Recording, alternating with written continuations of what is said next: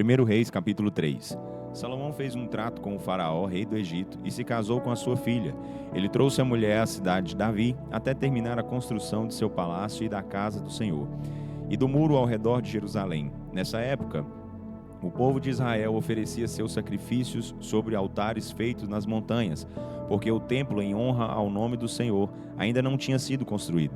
Salomão amava o Senhor e seguia todas as instruções de seu pai Davi, fora o fato de oferecer sacrifício nas montanhas e queimar incenso ali.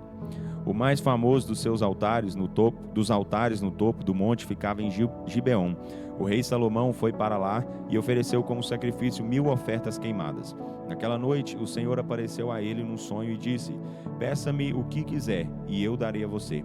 Salomão respondeu: "O Senhor foi muito bondoso para com o seu servo, o meu pai Davi, porque ele foi honesto, verdadeiro e fiel ao Senhor e obedeceu aos seus mandamentos. E o Senhor continuou a mostrar grande bondade por ele, dando-lhe um filho para reinar em seu lugar.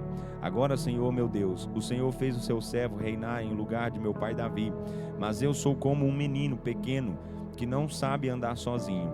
E aqui está o seu servo no meio do seu povo escolhido, uma nação tão grande que nem se pode contar. Dá ao seu servo um coração compreensivo, de modo de que eu possa governar bem o seu povo e prudentemente discernir entre o que é certo e o que é errado. Pois quem é capaz de julgar este seu grande povo?" O Senhor se agradou com o pedido de Salomão. Por isso Deus respondeu: "Já que você pediu sabedoria para governar o meu povo, e não uma vida longa ou riquezas para si, ou a morte dos seus inimigos, mas entendimento para discernir o que é justo, vou dar o que você me pediu.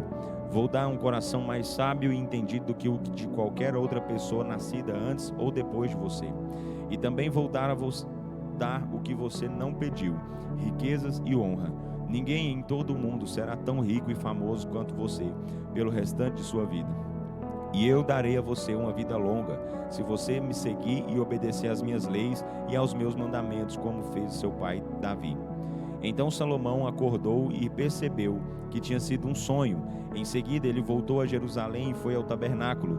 Lá ele se colocou diante da arca da aliança do Senhor e ofereceu sacrifício de ofertas queimadas e ofertas de paz. Então convidou todos os seus oficiais para um grande banquete. Logo depois disso, 2 prostitutas compareceram diante do rei para ele resolver uma discussão entre elas. Uma delas disse: "Meu senhor, nós moramos na mesma casa. Eu darei à luz um filho e ela estava comigo na casa. Eu dei à luz um filho e ela estava comigo na casa. Quando ele estava com 3 dias, esta mulher também deu à luz um filho. Não havia ninguém mais em casa, mas o bebê dela morreu durante a noite quando ela, dormindo, se deitou sobre ele. Então ela se levantou de noite e tirou o meu filho do meu lado enquanto sua serva dormia e o colocou do lado dela. Em seguida colocou o filho dela que estava morto ao meu lado. No meio da noite, quando quis dar de mamar ao meu filho, ele estava morto. Mas quando ficou claro o dia, eu vi que não era o filho que eu dera à luz. Então a outra mulher disse: certamente que o filho era dela, e o filho vivo era o meu. Não, disse a primeira mulher, o morto era o seu, e o vivo era o meu. E assim elas discutiam diante do rei. Então disse o rei: vamos esclarecer as coisas. As 2 reclamam a criança viva, e cada uma diz que a criança morta pertence à outra. E o rei ordenou: tragam-me uma espada. E trouxeram a espada para o rei. Ele disse: cortem a criança viva ao meio e deem metade a uma e metade à outra mulher. A mulher, que realmente era a mãe da criança e que o amava muito, seu filho, clamou: oh, não, meu senhor, dê a ela a criança viva, não matem o menino. A outra mulher, porém, dizia: muito bem, ele não será nem seu nem meu, dividam o menino entre nós 2. Então o rei disse: deem a criança à mulher que deseja que ele viva, pois ela é a mãe. A notícia da decisão do rei se espalhou depressa por todo o país, e todas as pessoas ficaram admiradas e passaram a respeitá-lo, porque reconheceram a grande sabedoria que Deus tinha dado a Salomão para fazer justiça. 1 Reis, capítulo 4. Salomão foi rei sobre todo o povo de Israel.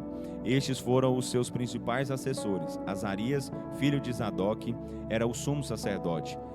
Eliorefe e Aías, filho de Cisa, eram secretários. Josafá, filho de Ailude, era quem escrevia a história dos acontecimentos e era encarregado dos arquivos.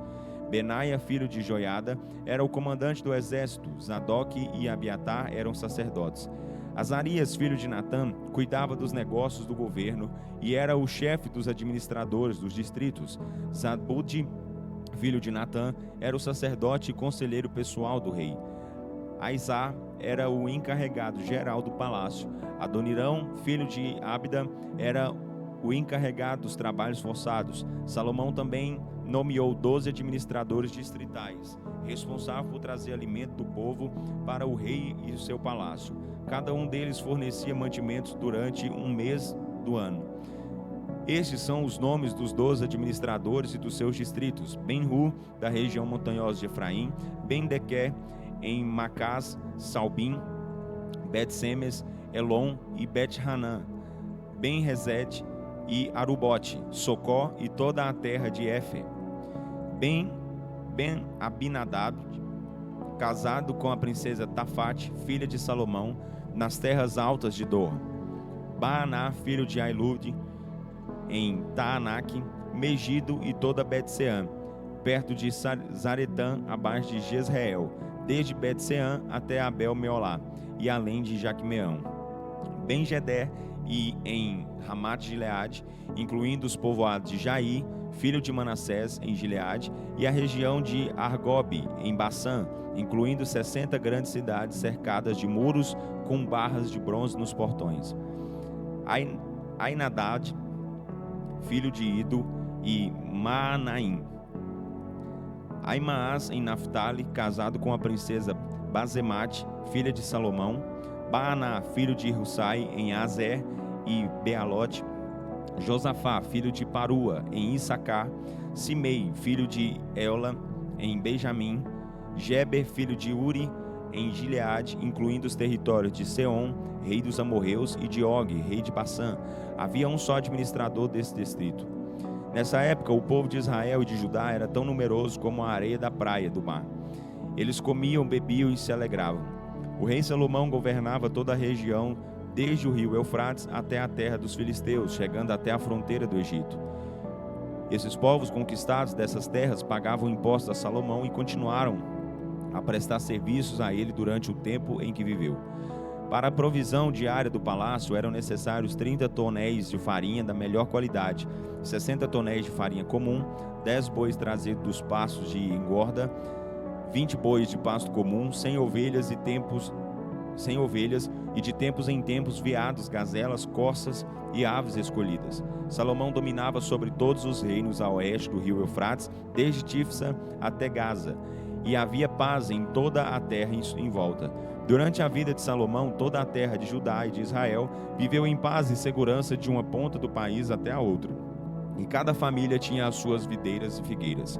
Salomão possuía 4.000 cocheiras para cavalos, de carros de guerra, e empregava 12.000 homens que conduziam os carros. Cada mês, um dos administradores de distrito fornecia provisão para o rei Salomão e para o pessoal que comia à sua mesa. Eles cuidavam para que não faltasse nada. Também forneciam a cevada e a palha para os cavalos dos carros de guerra do rei, que estavam nos estábulos, e para os outros animais.